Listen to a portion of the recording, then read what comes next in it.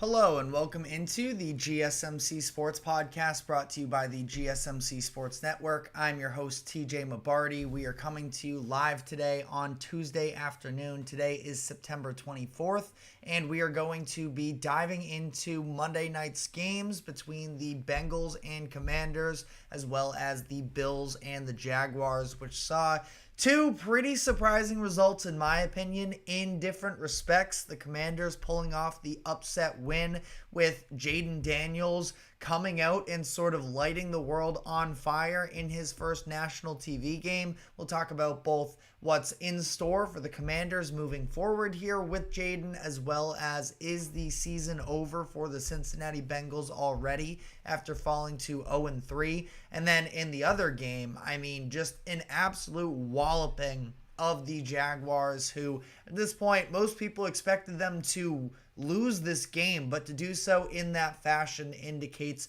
potential disaster ahead for Jacksonville. So we're going to be diving into that game. And then on the latter half of the show, we are going to be doing our weekly panic scale meter for some of the biggest losses over the weekend. That will include the Bengals and the Jaguars following their losses, but we'll also dive into some of the other concerning losses across the league as well, such as the Cleveland Browns falling to the New York Jets, the Houston Texans losing their first game of the season, and the Dallas Cowboys off to a slow start to the year as well, and more. So we're going to be doing that. Then finally, we are going to wrap up the show by discussing the NFC South, which has seen a very up and down start to the season, which a lot of us probably should have expected going into it, considering we got out of those four teams last season. So we'll just be sort of reflecting on this past week from the perspective of the NFC South, talking about who has the best chance to come out of that division and potentially even come out into the playoffs as a wild card team. So a whole lot to dive into today, but before we do so, just a reminder to like, follow, subscribe wherever you may be keeping up with us. To any of our viewers, be sure to use the comment section or chat to give us your thoughts on the latest happenings in sports as we try and make this show as interactive as possible, whether it is a quick comment or a thoughtful question. We want to hear what you have to say as we try and make this show as interactive as we can. And if you would like to become a bigger part of the show yourself, you can use the super chat button that is available on YouTube by clicking on the $sign. You can leave a tip or donation along with a comment, which will get your comment to pop up on screen, or you can additionally do so using the link that is streaming across the bottom ticker. That is gsmcpodcast.net. Helps us a lot here at the GSMC Sports Network. Anything would be very greatly appreciated. Coming into the season, I definitely had my doubts when a lot of people were building up the Washington Commanders as a dark horse playoff team, but I can start to see the vision a little bit more now after what was a phenomenal game for the Commanders on Monday Night Football against the Cincinnati Bengals, which saw them pull off the upset win 38-33.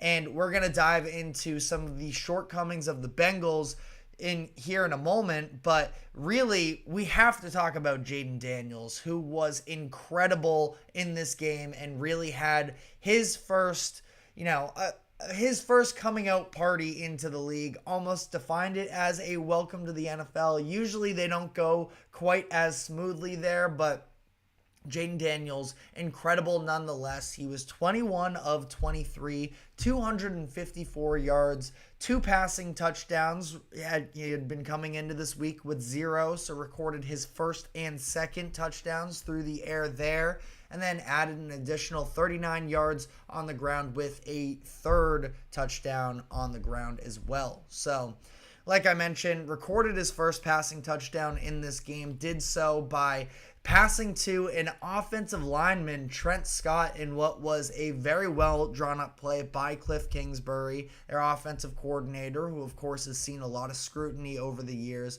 And I thought overall he called an incredible game there for Washington. This is the second straight game that the Commanders have not punted the football. They have scored on every single possession outside of kneel downs in each of the past 2 weeks, which is just incredible for them. And we saw, again, Jayden Daniels really taking that next step, because last week in week 2, they did win. They did score on every possession, but they were unable to actually punch it into the end zone. This time, all but one possessions resulted in touchdown scores for them, so great to see there. Daniels accounted for 298 total yards out of Washington's 356. So he was really the catalyst behind this entire thing, and it was some of still him using his legs, but I think that when you look at the development week to week from what we have seen with Daniels, of him beginning to air the ball out more, that is really what I was sort of waiting on to see if that arm was going to translate to the NFL. We already knew that he was an elite athlete and that he can scramble. Is he going to be able to have the right instincts? And the arm talent was obviously there, but it's more so just the understanding of when to attack and how to attack. And Jayden Daniels definitely came through there. I went back and I looked at the number of pass attempts and completions for Jayden Daniels at the line of scrimmage throughout these first few weeks. Week 1, 9 out of his 17 completions were either at the line of scrimmage or behind it. Week 2, 12 out of 23 went for essentially 0 air yards. In this game, just 7 of his 21 pass completions were at the line of scrimmage, and he had more completions of 10 or more yards downfield than he did at that line of scrimmage. So we're seeing the game expanding for him week by week, and Cliff Kingsbury and this coaching staff trusting him to air it out. And I think it's also him trusting himself as well, because there were, maybe a couple moments that the broadcast highlighted during this game where Daniels, it still didn't seem like trusted himself and his eyes there, where there was a play to,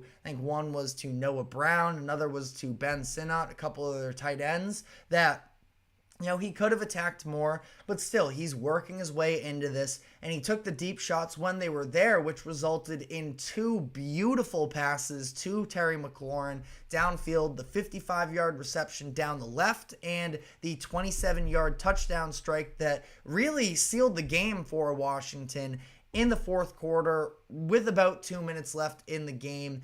And I am just so glad that we're getting to see this version of Jayden McDaniels. And whenever I watch him play football, I think back to Todd McShay, of course, one of the best analysts in the game. He has told a story on a couple occasions, I know at least on the Ryan Russillo podcast, but probably, across his other platforms as well, where he's talked about a time where he was speaking with Brian Kelly, his Daniels' coach at LSU, and Kelly talked about how Daniels is a little bit of a perfectionist in terms of he doesn't like to put the ball in harm's way. He wants to value possession, which is obviously, a little bit of a no-brainer, but also a big positive that he has been so mistake-free through these past couple seasons. But Kelly also talked about how he thinks that Daniels can at times get a little bit overly swept up in worrying about that 0 interception number, and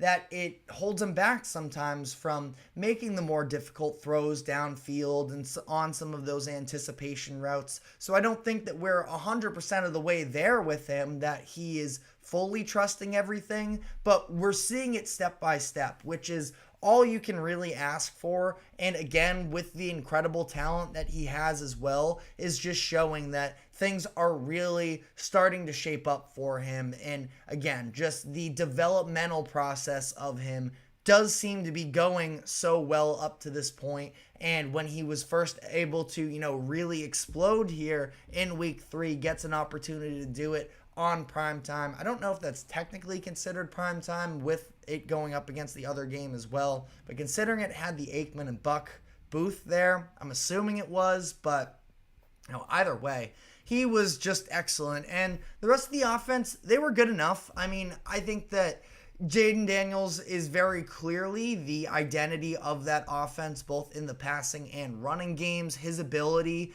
to run those read options and such do just strike such fear into opposing defenses, where it's funny, coming into this week, there were all the comments about Bengals defensive back Cam Taylor-Britt calling Washington's offense and saying that Jayden Daniels is specifically operating a college offense. And he backed it up after he said he didn't regret anything and that it wasn't meant to be malicious. I do think that there was a little bit of truth to it, because you are talking about a team that, as I just highlighted a couple minutes ago, was throwing the ball behind the line of scrimmage so much. A lot of RPOs there, a lot of these read options that we hadn't really seen, the full NFL offense of attacking downfield. And I think that, we talked about last week this idea of Mel Kiper and wanting to ban the too high safeties. The reality is, if you want to have those downfield strikes, you have to earn them. And in order to earn them, you have to attack the line of scrimmage, which the Commanders did an all right job of. I will say, I think that, their running game probably could add a little bit more dynamicism to it, where Eckler looked really good. I mean, he broke out for that 24-yard touchdown, showed off the, acceleration there. But Brian Robinson Jr., who I do think is a very talented running back, he was bottled up for the most part in this game, 16 carries for 33 yards. The offensive line wasn't getting all that much push in the goal line, so it took a couple tries sometimes for the Commanders to actually punch one in when they got inside basically that 1 yard line. But overall, I mean, they converted just about every opportunity that they did, and sort of bringing it back to this idea of Washington's offense taking that next step, they were able to force, Cincinnati's defense to step up a little bit more, and then Jayden Daniels let it loose, which was just such an awesome sign to see, again, in the development of him and this offense as a whole. Got to feel good for Terry McLaurin, who's finally, getting his opportunities after he himself talked about how he was running cardio in this game. 4 receptions, 100 yards, and a touchdown. Finally seems like Terry McLaurin has that go-to guy for the foreseeable future. Got to give him credit for the composure and patience that he's had, even over the first couple of weeks as well, that now he is a legitimate, he's been a number 1 wide receiver for years now, but, for the sake of Jayden Daniels, that he has a number 1 option, and not just that, but a leader in that locker room, and somebody that is going to be able to help, to some degree, coach him through some of these mistakes and continue to grow from it. So I think that there are so many positives to come out of this game for the Commanders. That being said, on the other end, you are playing a difficult Bengals offense, and, this discourse now that Joe Burrow didn't play well enough, that was a big discussion on ESPN earlier this morning. Joe Burrow was excellent in this game, and the Bengals offense really ultimately was able to get just about everything they wanted against that Commanders defense. The difference being that the Bengals did settle for a few field goals in the first half, one of them running up against the halftime, and, had to manage the clock there, but a missed field goal and just not being able to capitalize on those good drives that they got in the first half and not get 7 instead of 3. You're being picky there, but we're going to be diving into Cincinnati more in depth in a moment here. That's really on their defense for being unable to get the stops. But relating this back to the Commanders, that is the area of concern with them right now, is that it is a pretty lackluster defensive group overall, and that they have a lot of room to grow. I like a lot of the players that they have, specifically on that D-line. Linebackers are fine as well. Frankie Louvu, Dante Fowler Jr. Fowler Jr. made a good play. Bobby Wagner, it's clear his best years are behind him, but you at least have a leader on that defense. Secondary has a lot of room to grow up to this point, and Emmanuel Forbes did miss this game, their first round pick from 2023. Not somebody that I think is elite at this point, but, still a body that could definitely help contribute, force Sanistril to play a little bit more on the outside as opposed to playing in the nickel like he's used to. Sanistril ended up getting beat on that first Jamar Chase touchdown down the left sideline. So the defense still has a lot of things that they need to answer over time. You think that Dan Quinn, given his background, will be able to help coach that up overall, but this is a Commanders team that, again, like I mentioned at the top of the segment here, a lot of people are anticipating, or at least picked them to be dark horses for the playoffs this year. I don't know if I'm fully ready to get on board with that because of their defense and because as great as Jayden Daniels was this past game, and I think that he's capable of continuing to do so, you have to think that there are probably going to be moments where he runs into some growing pains. So I'm not hopping on board the Commanders bandwagon all the way, but I definitely see the vision there with Washington, and I think that they are going to be able to clean things up moving forward, that they are, very likely going to be a competitive team for the remainder of this regular season and potentially into the playoffs, but going to need to tighten some things up on defense for sure in order to really get me to believe. But like I mentioned, that is a good Bengals offense that they just faced off against last night. We are going to be diving into the Bengals momentarily here, but sort of final thoughts here on Washington. Jayden Daniels has taken, at least for the time being, the driver's seat for the Rookie of the Year race, is now the favorite. Feels like a pretty good bet, all things considered, moving forwards here, that, being the quarterback that's gotten off to this hot start, I'm not ready to, fully count out Caleb Williams. I thought he had a lot of good moments in that Colts loss, even if there were also some really bad moments as well. But, Commanders, you have to feel good for them. They've basically been searching for that quarterback since Robert Griffin III went down with the injury, and it seems like they might finally have their guy. So, bright future coming here in Washington. Again, I sort of glazed over it, but Cliff Kingsbury, not somebody that I myself have been overly positive of necessarily throughout the course of his career, but proving that he can actually get it done at the NFL level. And, I think that maybe he was just promoted too quick into being the Cardinals head coach when that was the case, a handful of years ago. Right now, he can focus on what he is good at, and that's player development and scheming things up for a, it's not a derogatory term. Jayden Daniels has a lot of college football skills that now his job is to sort of take those college skills and translate them to the next level. And that was on display last night. No notes in terms of the game that Kingsbury called. So a lot of positive there. Some real negativity on the other end of this game, though, as the Bengals fall here to 0-3 after 3 weeks and have a massive battle ahead of them to be able to overcome this and make the playoffs. So I want to talk about whether or not the Bengals season is over before it even really started. But before we get into that, we do have to take a quick break. So we are going to be right back with more on this Bengals conundrum, but first we are going to step away for a moment. Don't go anywhere. We will be right back.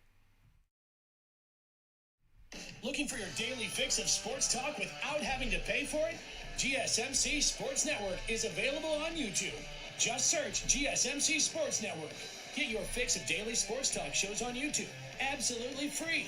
NFL, college football, NBA, MLB, MMA, UFC, fantasy football, and so much more. GSMC Sports Network has shows running all day long, with new sports shows starting every 2 hours. Just like on your favorite cable sports channel, except GSMC Sports Network is absolutely free. Just search GSMC Sports Network on YouTube to catch one of your new favorite shows, like the GSMC College Football Podcast, Chip Shot Football Podcast, Hoops and Heels Women's Sports Podcast, GSMC Basketball Podcast, and so many more. Check it out for yourself.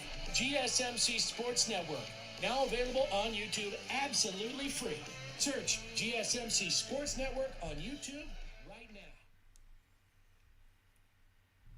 Welcome back into the GSMC Sports Podcast, as I now want to look on the other side of that Commanders-Bengals game from last night. We just talked about how excellent things seem to be headed in Washington as they now have a vision for the upcoming future. On the other end of this game, though, it's a little bit of panic time for the Cincinnati Bengals, who are 0-3 and are nowhere near where they expected to be when they were entering this season. And I have been a big defender of the Bengals over these past couple years. You know, you can throw out, that injuries are a little bit of an excuse. I can only push back so far. The reality of the situation is Burrow was not healthy last season. Each of the first 2 years he has played the entire year. The Bengals have made the AFC Championship game. So I understand, last year he's playing through the calf injury early on and they're not winning games. And now we can look back a year ago. It's, Burrow struggles in the beginning of the season. I think there's a little bit more to that ultimately. But, I think that just overall here, looking at this was supposed to be the year where the Bengals have sort of one last great chance as the team is currently constructed, specifically on the offensive side of the ball. We sort of have come to an understanding that this is very likely going to be T. Higgins' last season in Cincinnati. He's currently playing on the franchise tag. Did happen to miss the first couple weeks due to a hamstring injury. I'm sure part of that was tied into the fact that he didn't want to re-aggravate that injury because there was a very public disagreement with him and the front office for him not being paid more, and he understands he's likely going to hit free agency and he wants to capitalize on his. Jamar Chase holding out during training camp as well. I mean, these were real red flags that we knew coming into this year. I just kind of figured that the Bengals and Joe Burrow are good enough that they were going to be able to overcome it. And it's not like I'm totally past that point. Maybe I'm a little bit stubborn here. But that being said, 0-3 can be a pretty detrimental hole to fall into, especially when you play in the AFC North. Like, this was a game against the Commanders that feels like they had to win. And now this is the second loss so far of the season where they were 7.5 point favorites headed into the game and lost. It was week 1 against New England, and now this game against the Commanders. And it feels like there's a chance things could fall apart here. I'm going to pump the brakes a little bit, though.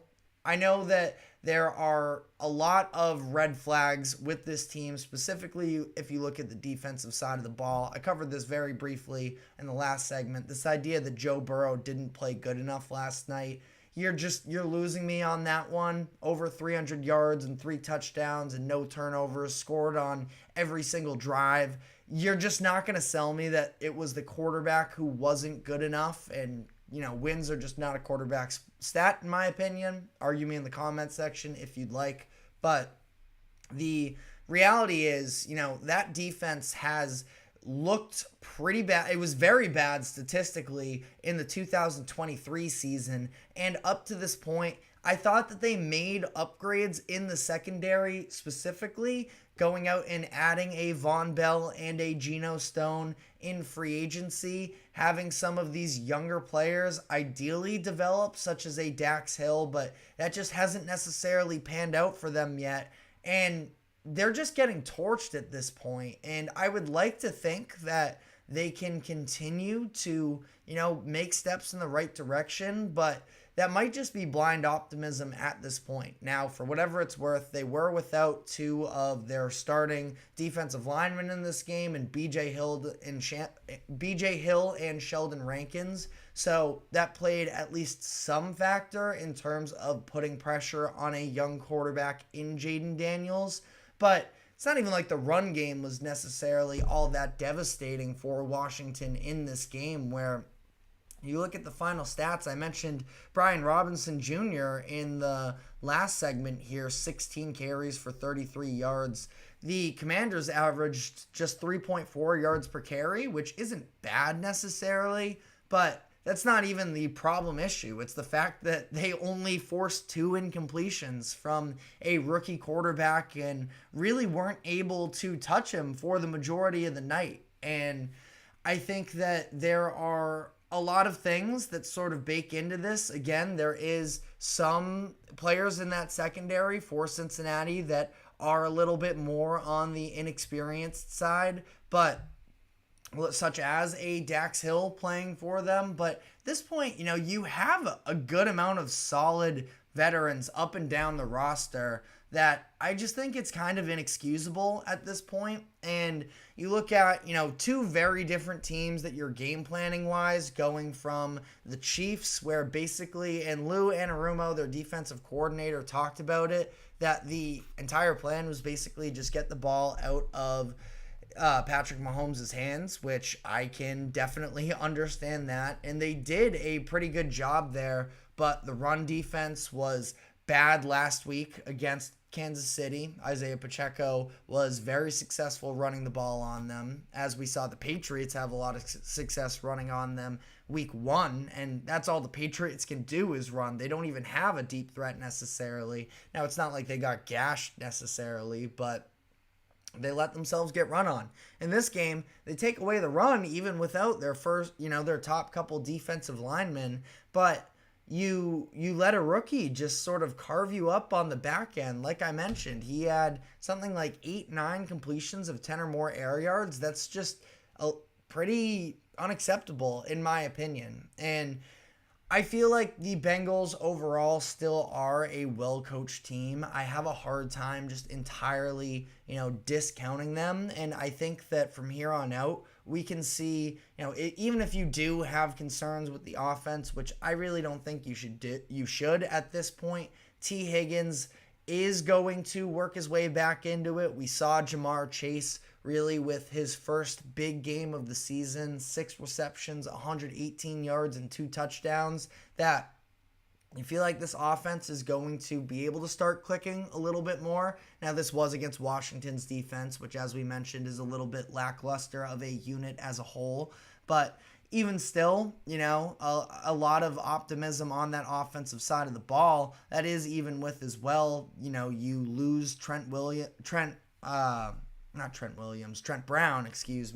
for the season. That news broke this morning. Trent Brown starting at right tackle for them. He went down with a torn patellar tendon, so he's going to be out for the rest of the year. First round rookie Amarius Mims is going to step into that starting right tackle spot, which was eventually the succession plan anyways, but he's dealing with, I believe it was a pec injury during the training camp, so he ended up losing out on the job there. Thought that Mims did fine for himself. He did allow a sack early on there on the first drive of the second half to Javonte Jean-Baptiste, but after that, thought that he did a pretty good job overall. That I think their offense is going to be fine, but you just think about what this schedule is coming forward here, where they do have a number of winnable games on their schedules. I would point to the Panthers, Giants, Raiders, Chargers, Titans, and Broncos as 6 very winnable games for them. And then from there, you're talking about the out-of-division games. They have the Eagles and the Cowboys. I still feel like they're a better team than the Cowboys in particular, but I think that they can get one of those games. They're at home against the Eagles, on the road against the Cowboys. That, again, if you can go 1-1 there and take mostly care of business in those other 6 games that I mentioned, you're looking at something like a 5-2 stretch there. And then it's just about cleaning up in the division. And that's the thing, is you're probably going to need the Bengals are probably going to need a winning record against divisional opponents. And when you're playing in the AFC North, that is never a given. Where you look overall, the Steelers are absolutely punching above their weight class right now. They're 3-0. I do have my reservations about the opponents that they've beaten, but the Steelers have jumped out to a significant lead going on in this year. So they feel like they're absolutely going to be in the mix for a playoff hunt. The Ravens, I think that they did a really good job of sort of reestablishing their identity as a run-first football team. Derrick Henry had a monster performance. So I think the Ravens, I'm back with them. I'm not worried about them. And then, even the Browns, who look like a little bit of a dumpster fire and have for 2 out of 3 weeks, and even their one win against the Jaguars doesn't feel all that convincing, especially coming off of how the Jags looked last night. But I think that, 9 wins feels like it's realistic to me, but it's certainly not a given. And I think that 9 is the minimum that you're going to need to make the AFC playoffs this year. Initially coming into this year, I think that I predicted that the 7 seed would have 10 wins. So it's an uphill battle, absolutely, for Cincinnati. I do think that they're going to be in the hunt here, but their schedule isn't exactly, forgiving moving forwards here, where they are at Carolina this upcoming week, have a little bit of an Andy Dalton revenge game on our hands here shortly. Like we just talked about, the defense hasn't exactly proven that they can stop much of anything. So we'll see after Carolina somehow turn their offense into a buzzsaw this past week. Will be really interesting there. You are at home against the Ravens, and at that point, feels like it's getting close to do or die time, because you're looking at potentially a 1-4 record if you end up dropping that one. And you are at the Giants, at the Browns, at home against the Eagles. It's a difficult schedule ahead of them, and I feel like realistically we're talking about, their bye week is week 12. At that point, I think they have to probably be 5-6 to have a realistic chance at the playoffs. I believe that's where the Bills were at, was 5-6 when they sort of turned their season around, and they ended up making the 2 seed in the AFC.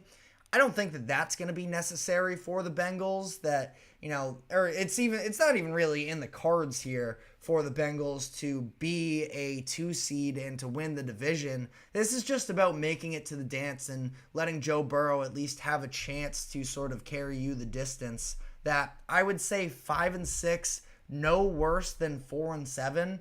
And even then, you're talking about a pretty tough stretch to finish the season there as well. So as of this moment, the Bengals are, I know, on DraftKings favored to miss the playoffs as opposed to making it.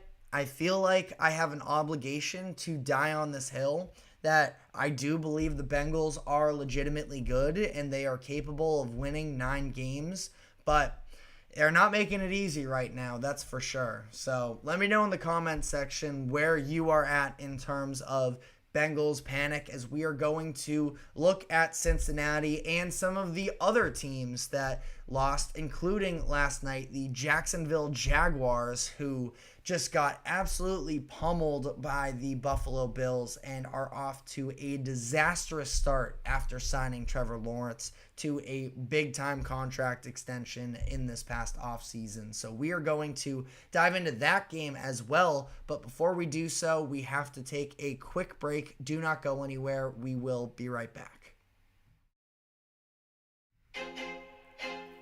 I feel like I'm losing my mind.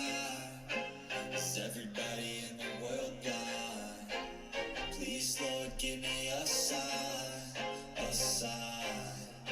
I feel like I'm losing my mind. Is everybody in the world blind? Please, Lord, give me a sign, a sign.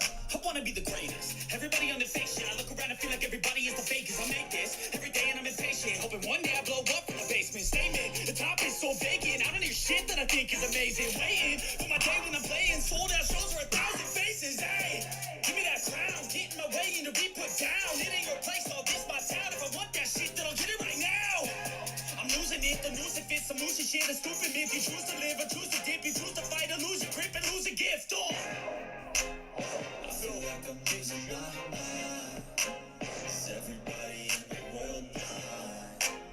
Please, Lord, give me a sign, a sign.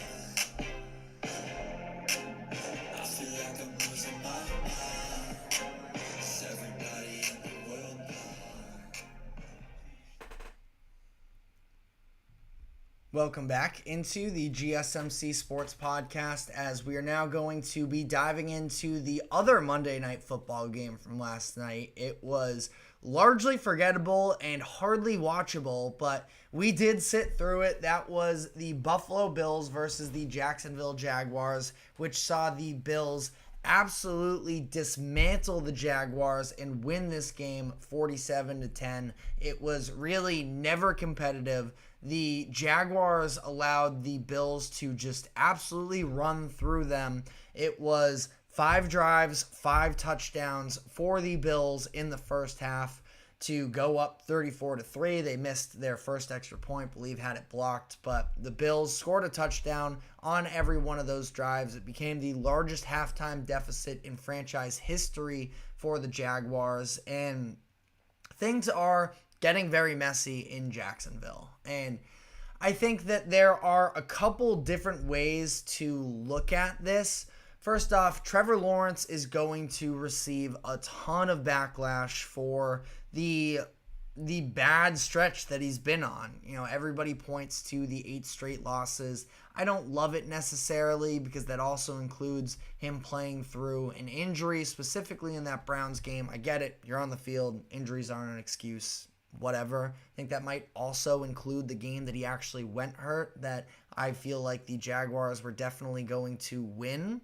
Now, playing hypotheticals there, can't do that, but you know, against the Bengals in that game, the fact that it was competitive, yes, is an issue, but that was more so about the fact that their defense hasn't been good, and I don't know how I necessarily roped myself into believing that the Jaguars defense was going to be better this season. I mean, you look at the roster, and I do feel like there are some very notable names, especially in that front seven, where Oluokun has been, you know, one of the leading tacklers the past handful of seasons from them as a linebacker. You got Josh Hines-Allen, who is one of the better edge rushers in the NFL right now. They go out, they bring in an Eric Armstead. Trayvon Walker is supposed to continue to develop for them, as he had a big second half to the 2023 season, but they are just a mess. And part of it was maybe the fact that they were dealing with injuries, especially in the secondary for this game. Starting safety Darnell Savage was unavailable. Tyson Campbell, one of their, you know, top young cornerbacks, he was out in this game. Jarrian Jones, one of the rookies that they drafted in this year, is supposed to be starting for them as a nickelback. He played in just six snaps in this game before he went out for the rest of the game. Tayshaun Gibson is suspended. So I'm throwing names at you at this point, and you know, they're missing a number of players, but it was just such lacking of any sort of push and effort. And I'm not sure what's going on behind the scenes there with the Jaguars. I'm not going to speculate necessarily on what the motivation or the lack thereof with this team is, but something feels extremely off with them. Doug Peterson feels like he is on, you know, the hot seat, and that he might not make it through this entire season. And it's just been such a tumultuous start to Trevor Lawrence's career, who gets the 5-year, $275 million extension this offseason. And I don't think that any of the contracts that were handed out this offseason necessarily have looked great up to this point. So if you're not a Trevor Lawrence believer, you have all the ammo in the world, and you can make the argument that, well, if you get paid that type of money, you are supposed to be able to overcome your roster deficiencies.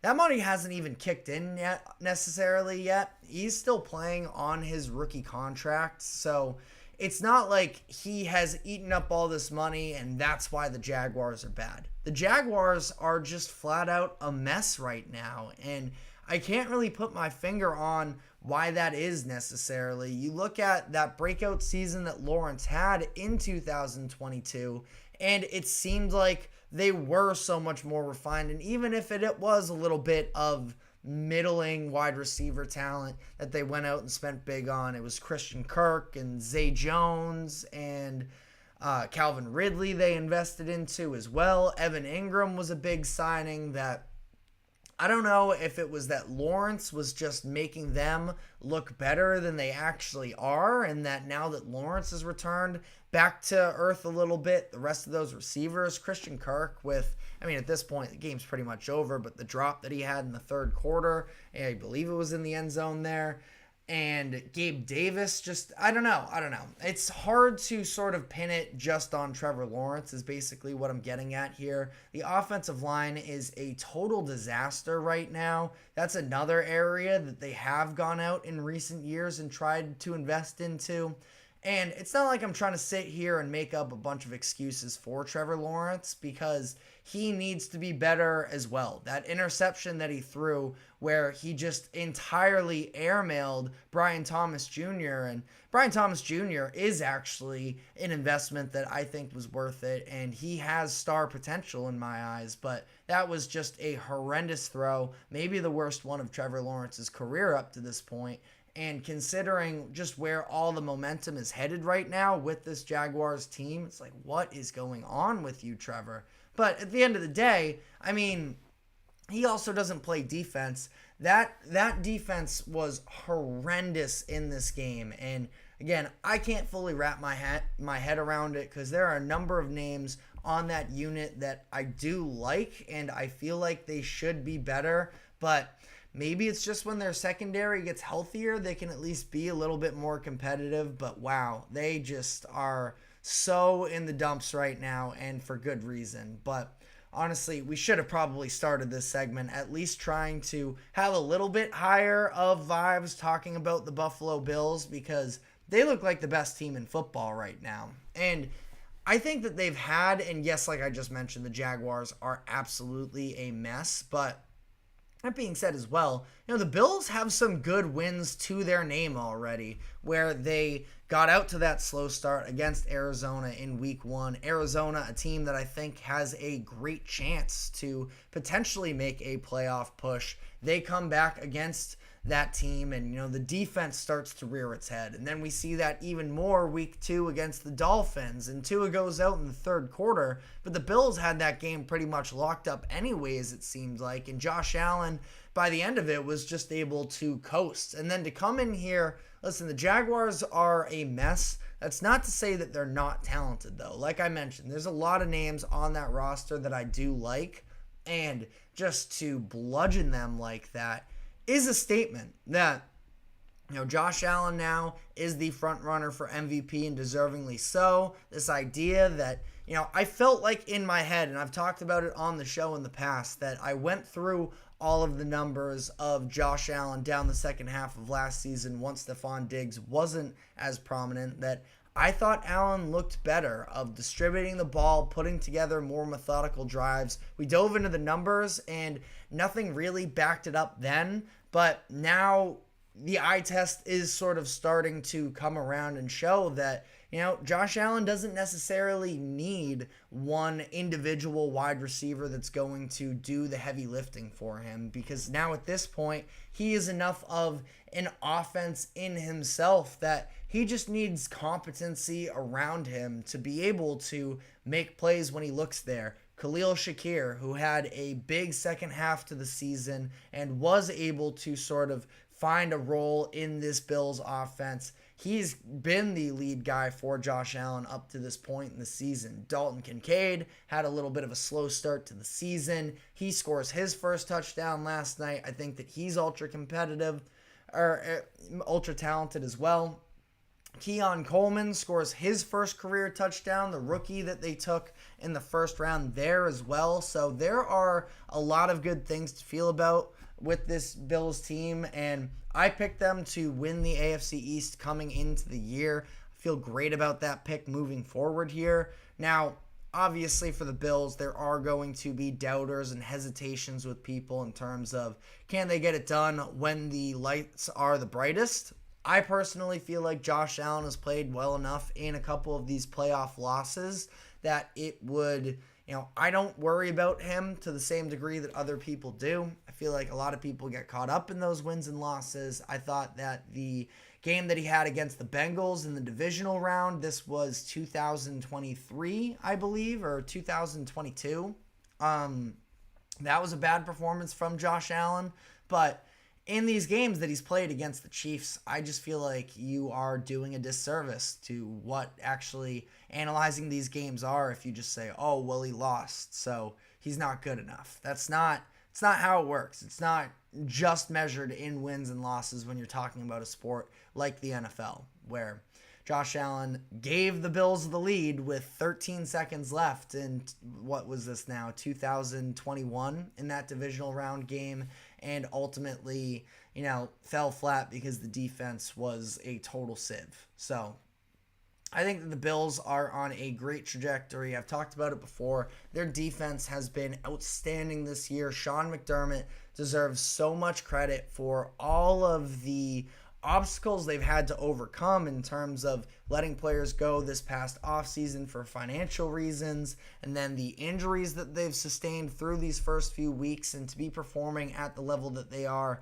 10 out of 10 for the Bills. And again, they look like the best team in the NFL right now. Now, they're going to have a chance to back that up this upcoming week with the Baltimore Ravens there visiting, so that will be a very tough game for them. They'll also be in Houston for week 5, so they're going to continue to have tests for them, and then they're actually on the road again the next week with the Jets as well. So this is going to be a nice little gauntlet for them to see what they are really made out of. But circling back to the Jacksonville Jaguars one last time, we are going to be talking about them, the Bengals, and some of the other teams this past weekend that lost big and are in a little bit of a stalemate. We're going to be doing this week's version of the NFL Panic Meter, of rating how appropriate the panic levels should be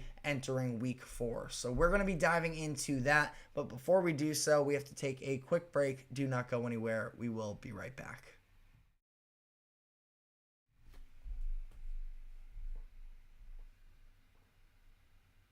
For the best and latest podcasts available anywhere, go to the podcast app on your cell phone and type in GSMC to access free content-rich podcasts on health and wellness, book reviews, sports, entertainment, relationships, social media, movies, technology, finance, and even weird news. Subscribe and download the GSMC Podcast Network's family of shows, available everywhere podcasts are found.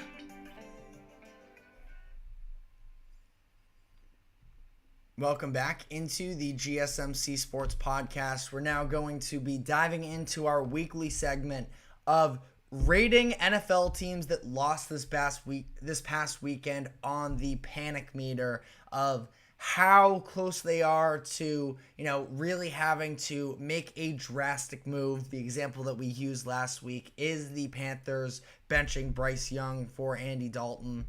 That was a 10 out of 10 on the Panic Meter. Now, obviously, they benefited from that move, but those are the sort of extremes that we're talking about. So we're going to be running through, starting with the losses that were suffered last night in Monday Night Football. The Jacksonville Jaguars are a 9 at this point. 1 being no worries whatsoever, 10 being pressing the panic button, of course, and the Jaguars were already playing with fire coming into this week. It has been a really bad product for them. You're talking about overall here, this is probably the 5 straight halves of football that they've looked really bad. I know that they looked better, I suppose, in the second half of that Bills game. Maybe you don't want to chalk that up to being all that bad, but overall here, this has just been a brutal stretch for the Jaguars, who are coming into this season, paying Trevor Lawrence this massive contract with expectations that now they're going to continue to ramp up into returning to being real contenders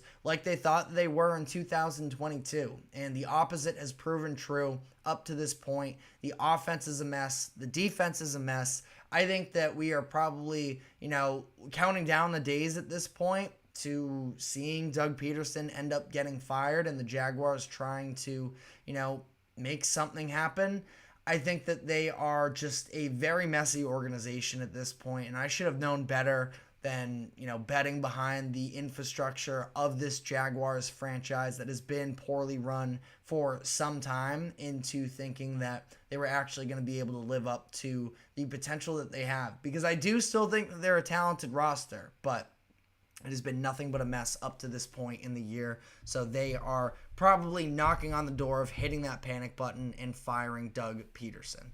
The other loss from last night, Cincinnati Bengals. Following last week's loss, I had them at a 4, and I still really do want to believe that this is a good football team. And I do believe that they're a good football team, but you can be a good football team. It's still really hard to overcome an 0-3 start to the season. And ultimately, I feel like this is a situation where, yeah, you can talk yourself into the offense, and I do think that Burrow and Chase and Higgins are only going to continue to improve on that side of the ball now that Higgins and Chase are fully integrated, no longer holding out or no longer dealing with injuries, that they should be a competitive game week in, week out. But this year is about making the playoffs for them, and now they have a very uphill battle in front of them to try and overcome this hole that they've dug themselves into. And with 2 of the losses coming as 7.5-point favorites, there's something, this might just be the season that was brought from hell, considering the fact that T. Higgins and Jamar Chase were such big question marks heading into the year. Trey Hendrickson as well, your best player on defense. He had requested a trade at one point. So vibes definitely seem off with this team. They're almost at that full panic level, but I still also am confident enough in the talent that's on the roster that I'm not willing to fully rule them out in terms of postseason just yet. I have them as a 7. Cleveland Browns, in the same division, have one more win than the Bengals. So there is a good chance here that maybe I'm too high on the Bengals, but the reality of the situation is the Browns have looked disastrous every game of this season. The Bengals, at least, were competing, and there were flashes of a lot of good things on the offensive side of the ball. You can make an argument that they should have beat the Chiefs. Not going to talk about that pass interference call.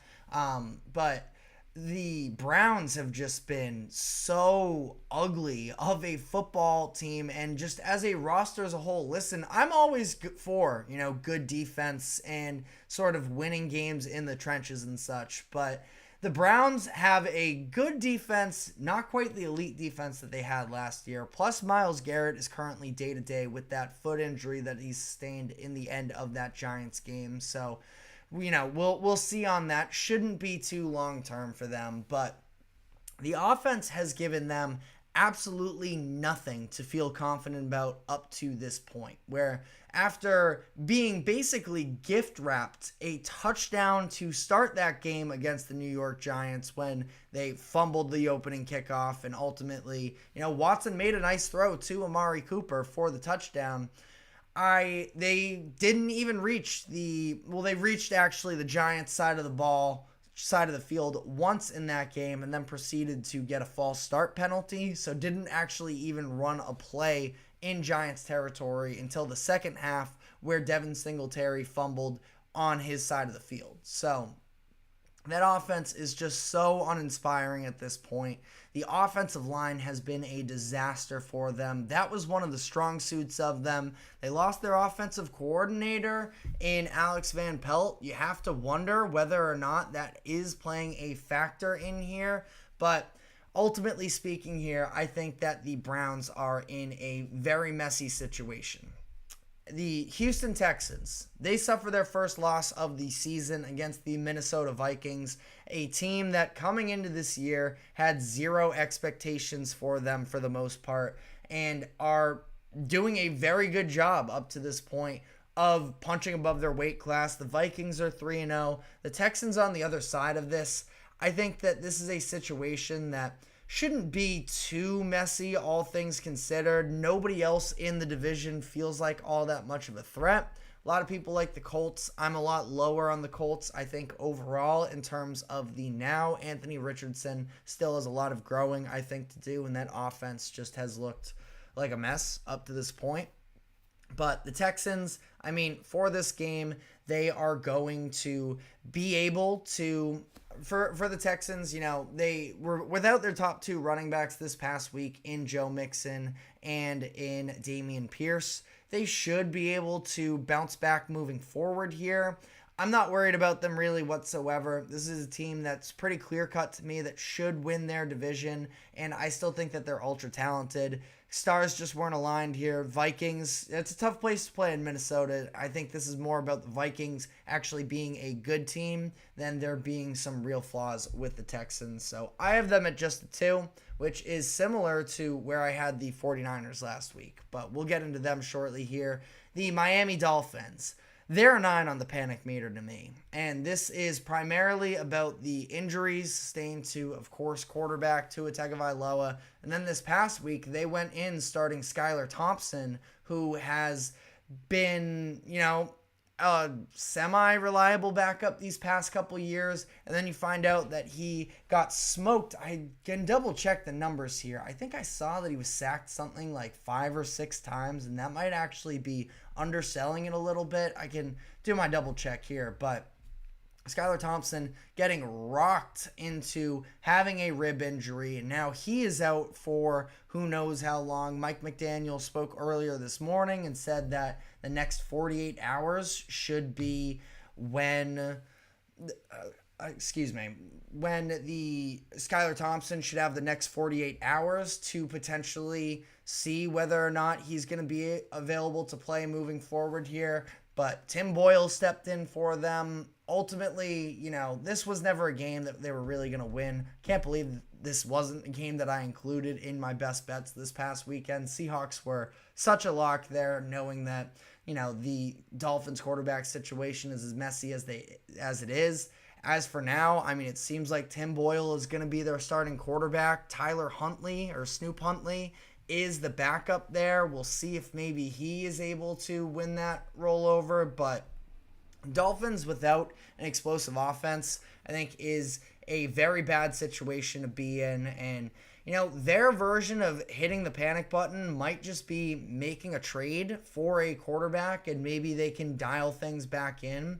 But this is a tough situation for Miami to be in at this moment, but I have them at a 9 right now, considering all of that. Now moving on to the NFC, the Dallas Cowboys suffering their loss to the Baltimore Ravens.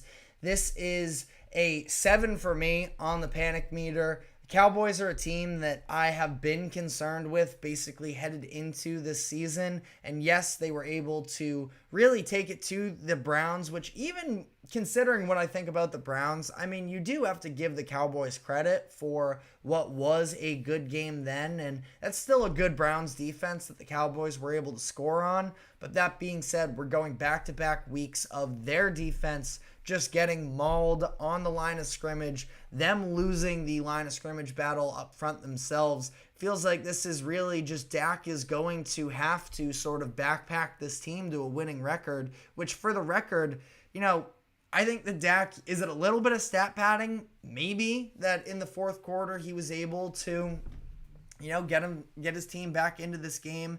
But I don't think that Dak's the problem with this Cowboys roster at the moment. They have a lot of holes across the board. And yes, part of that ties into how much money they're allocating to Dak, but that doesn't even, come into play this season. So I don't think that Dak can be the full scapegoat here. There's a lot of issues that this Cowboys team has, and I think that they are already a team that I was nervous about coming into the year, and basically all those issues of their offensive line and their running game being non-existent. Now you add into it that their defense is able to just be ran through.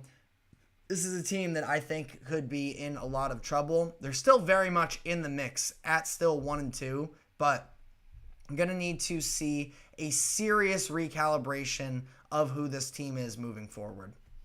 The San Francisco 49ers, last team on the list here. I have them slightly more panicked than I was at with them last week. Like I mentioned, they were a 2 last week. Now they're at a 3. This is getting to a point where the injuries that are stacking up are pretty detrimental to them. Just found out that defensive tackle Javon Hargrave is going to miss the entire regular season as well. But he could return for the playoffs. And that is ultimately my point with the 49ers, that they should be in great position to make the playoffs this year. I still think, even though you have Deebo Samuel not playing for you right now, Christian McCaffrey is on the IR, that I think they're going to be able to, hang around, and that they should still be a playoff team. But, it's something to keep an eye on, that maybe this is just a situation. George Kittle, of course, ended up being out for last game, so the injury squad almost pulled off that game against the Rams in what was ultimately the Injury Bowl. I thought Brock Purdy looked pretty good. I think that they will be able to bounce back moving forward, but definitely keeping an eye on those injuries. And the last couple teams here I want to talk about are the Tampa Bay Buccaneers and the New Orleans Saints, who sort of lit the world on fire to differing degrees through the first couple weeks, that both of them sort of early on in the season became the darlings, and now are in some situations where they're both coming off of disappointing losses, where Buccaneers losing to a Broncos team that had looked very bad offensively through the first couple weeks. Bo Nix finally looked like an NFL quarterback, which, credit to him, I was very much encouraged by what I saw from him, but never feels good to be the other team that sort of allows that to happen. And their offense as well looked like a lot of a mess in that game. And, the Broncos, credit their defense as well. I think their front seven and how well they've played up to this point in the season has been one of the most surprising aspects of the season to me. That being said, though, 7 sacks in that game allowed. That is on the offensive line that is supposed to be at least a solid group, and it's on Baker Mayfield, who I thought was holding onto the ball way too often. And then the Saints, on the other hand, the Eagles just continued to shoot themselves on the foot and keep playing, and somehow still that Saints offense that put up 91 points, I believe it was, through the first 2 weeks of the season was unable to capitalize. So I want to sort of dive a little bit further into these games in particular and the NFC South as a whole, which has been just so tumultuous up to this point. You got the Panthers now, seem like they could maybe be a good team, and you have the Falcons, who are still sort of hanging in no man's land. So I want to break down where that division is at, and sorry there. I want to break down those teams in particular and talk about where the NFC South is at moving forward. Before we do go to break here, I want to address a couple questions here in the comment section from Alex here. Is Hunter Henry a good starting tight end for fantasy football? I think that Hunter Henry is going to get targets, at least to some degree, considering the fact that that Patriots offense really doesn't have any wide receivers. That being said, I'm hesitant because the Jets sort of showed the blueprint last Thursday night, that if you just put pressure on that running game and take that away, there is very little that Patriots offense is going to be able to do. They have the worst offensive line in the NFL, and ultimately, somebody is going to have to get targets, but I don't know how many targets are necessarily going to be distributed. I would keep Hunter Henry. I think he's worth a roster spot, and he's not, a mess of an option by any means. At this point, tight ends have had a pretty slow start to the season, that I think that Hunter Henry could be a good start moving forward. But that being said, I think that I would probably try and opt for another option. I don't think the ceiling is particularly high in an offense that isn't really going to be prioritizing the pass game. But we are now going to be diving into that NFC South furthermore here. But first, we have to take a quick break. Do not go anywhere. We will be right back.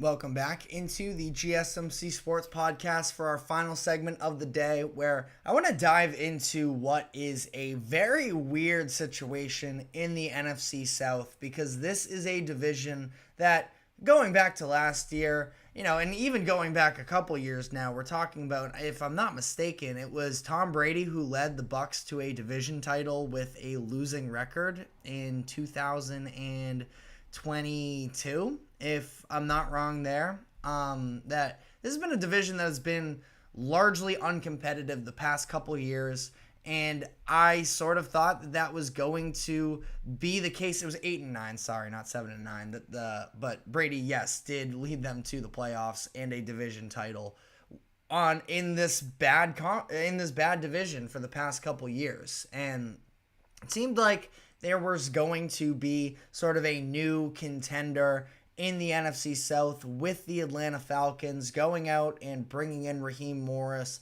bringing in Kirk Cousins as well, and trying to revamp what is a young defense but has some talent, and then have a legitimate offensive game with Kirk Cousins. And Zach Robinson, I think, has done an excellent job up to this point, to give him some credit for the Falcons, but the Falcons haven't necessarily looked like that. Through the first couple weeks, it was the Saints and the Buccaneers that were really sort of shocking the world up to that point. The Saints had put up 91 points through 2 weeks and outscored their opponents by a combined score of 62 points.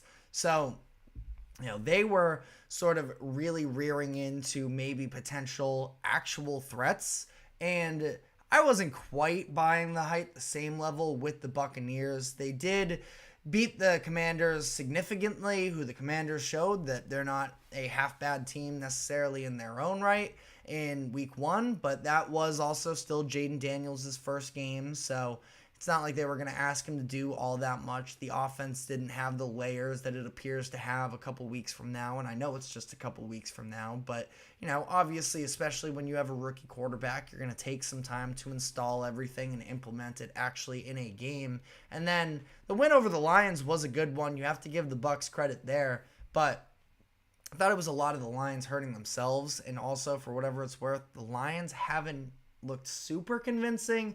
They're still one of the better teams, and I'm not trying to take away. That was a good win for the Buccaneers, but they weren't necessarily the seeming to be wagon like a lot of people were making it out to be, at least in my own opinion. And I think that ultimately we saw that these two teams we should have a little bit more realistic expectations for them. It was the Saints falling to the Philadelphia Eagles, and losing to the Eagles isn't necessarily a bad loss. It was a bad loss in the way that it went down, because they were dominated for what felt like the entire game. I can double check the stats here, but if you actually dive into total yards gained and everything, the Eagles were, marching up and down the field on the Saints. The issue is that Nick Sirianni can't seem to get out of his own way either, and some of the fourth down decisions there were just abysmal. But you do look at the total yardage, the Eagles had 460 yards, the Saints had just 219, and the score ultimately ended up being 15-12. So the Saints were really actually just lucky that they were actually in this game. Now, give them some credit. Your defense has to step up to the point where you are forcing the Eagles into having to go for it on fourth downs. That ultimately, death by a million field goals typically doesn't happen unless you are the Falcons in week 1 or the Giants in week 2. But all things considered, that Saints defense has still looked pretty solid up to this point. So as much as, they aren't necessarily the world beaters that we saw before, they're still a very talented roster, top to bottom, and I still do feel that way with the offense as well. Now, the reality is that Derek Carr has his limits, and outside of Chris Olave, Rashid Shaheed is a burner downfield that can break the game, but he's not somebody who's going to be running intermediate routes on a regular basis and picking up, 10 or so yard catches on a consistent basis. That's what Chris Olave does, but this team is very much reliant on developing the run game. And that's because it's their strength, their offensive line, which did just suffer a pretty significant loss, I might add. Their center, Eric McCoy, is expected to be out 6 to 8 weeks, so that is definitely a tough loss that is worth mentioning in this conversation. But I think that they're reliant on the run because that's what they're good at, and Derek Carr, who has his limitations as a quarterback, he has been much more successful this season using play action than just dropping back himself. And I think that, myself as somebody who's been a fan of Derek Carr for a number of years now, it's clear that he's not, one of the elites in the NFL. He's a very solid quarterback. He's a bit of a game manager to some degree, but he can have, he can do a lot of good for you because he does have the arm talent to be able to hit a Rashid Shaheed deep when the opportunity arises. But I think that they can be, I don't know, I wouldn't say one-dimensional because I do think that having Carr out of that play action is the second dimension to their game. It's just that I don't think that they can necessarily score a lot of points when the run game is taken away from them, that first dimension sort of has a ripple effect on the rest of the team. And then for the Buccaneers, I don't even really know how to go about assessing their loss. I just watched that game again this morning, and I think that it is a couple things. Ultimately, that offense, as much as, Baker Mayfield, another one of these infectious players that's a lot of fun to watch, he also has his shortcomings, and I think that overall the offensive line had a pretty poor game in front of him against the Broncos. Like I just briefly talked about in the last segment, the Broncos front seven has been one of the more impressive and surprising units up to this point in the season, but they should not be getting home for 7 sacks. And especially when on the other end, the Buccaneers weren't able to ever get to Bo Nix, who's a rookie quarterback who should tend to be making mistakes, but instead they just sort of let him be comfortable, and he was able to, for the most part, pick apart Tampa Bay's defense and put together legitimate drives, even if it was, there was the 2 touchdown drives in the first half. Slowed down in the second half, but he still was able to get up and down the field pretty well and get them at least into field goal range, to the point where when you especially are the Buccaneers and you start to chase points, I don't think that that's necessarily a consistent winning recipe for them with Baker Mayfield. And I don't know what's been going on with Mike Evans these past couple weeks, but he's been, mostly a non-factor after what was a very impressive week 1 game. Not really sure if it's just opposing defenses figuring out that maybe they can sell out a little bit more there. Either way, Chris Godwin's still having a good season, and I'm glad to see that, now that he's fully healthy once again, he is able to be a big contributor for him. But, after Evans came out of the gates this season with, I guess it wasn't even that incredible of a game. It was the 2 touchdowns, really, that sort of, got the job done for him. But still just 5 catches, 61 yards. He, in the past 2 games combined, is 5 catches for 59 yards. So I think that, their offense isn't quite as explosive or dominant as maybe people were thinking it was early on in the season. Now, Bucky Irving was definitely a bright spot this past week. You saw some of the runs for him, those quick cuts, the vision. I'm not somebody who is super familiar with Bucky Irving's game when he was at Oregon in college, but definitely has been,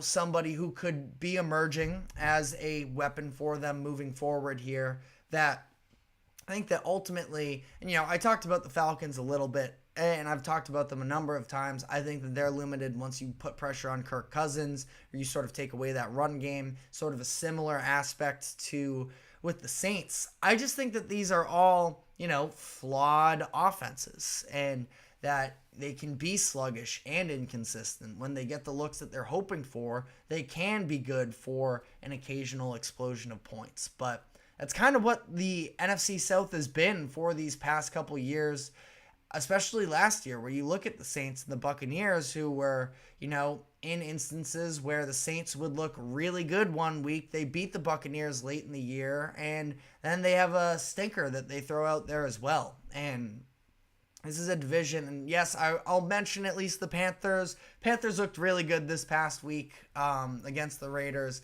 It is against the Raiders, I will add, and I think this is going to be a little bit of a short-term success. I don't see Andy Dalton going for 300 yards and 3 touchdowns a game for 15 games for the rest of the season, but they can be maybe a little bit more of a competitive out on a week-to-week basis. Point being, I have very little idea who's going to come out of this division. I had the Falcons. I sort of just rode with the public momentum. Maybe it was a little bit cowardly of me, but even still, I'm not sure who I really have all that much faith in. My gut would lean with the Saints at this point because I do feel like they have probably the most sustainable recipe for success, which is getting Alvin Kamara involved in different ways. One of my, favorite random stats in current NFL player-wise is the fact that Kamara has never had a season with 1,000 yards rushing, but he's also had over 1,100 scrimmage yards every season of his career up to this point. Even that's with missing some games here and there as well. So Kamara is extremely versatile. I think that it's establishing him and then letting the offense, develop from there. I am still a big believer in that defense, that they can be tough and can get stops for you. So that's kind of where I'm at now with them. But either way, this is kind of exactly the NFC South that we expected coming into the year. And it was a nice little Cinderella run at the beginning of the season to see guys like Baker and Derek Carr sort of set the world on fire for them. But I feel like we're coming back down to earth a little bit, which is what happens after, the first few weeks in the NFL season. But let me know who you think is winning that NFC South, because it is going to probably be a race down to the final weeks of the season. But that is all the time we have for today. Thank you very much for tuning into the GSMC Sports Podcast. Thank you to the GSMC Sports Network for allowing us to host this show. Remember to like, follow, subscribe wherever you may be keeping up with us. And we will be back tomorrow afternoon, same time as always, at 2 o'clock p.m. Eastern. We will see you then. Take care.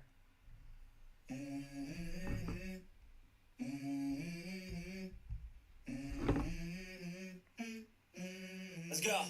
I wake up to a little bit of drool on my pillow, feel like it's gonna be a bad day. Yeah, I'm tired of shit, and the coffee ain't hit yet.